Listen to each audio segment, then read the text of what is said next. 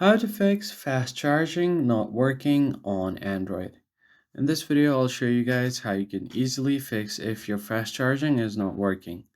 So the very first thing you're going to have to do is open up your settings menu by tapping on the gear icon.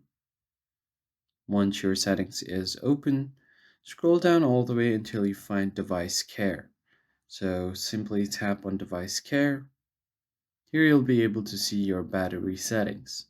Head over to battery, and then it will show you if your battery is available for fast charging or not. You can find it if you scroll down.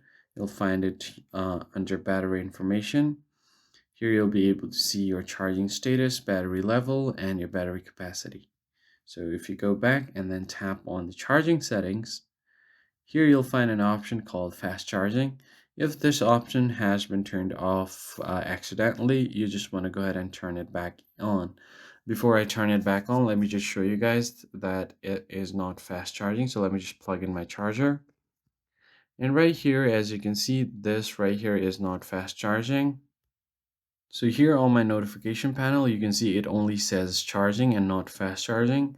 But if I just go ahead and plug out my charger and then turn this settings on and then plug it back in.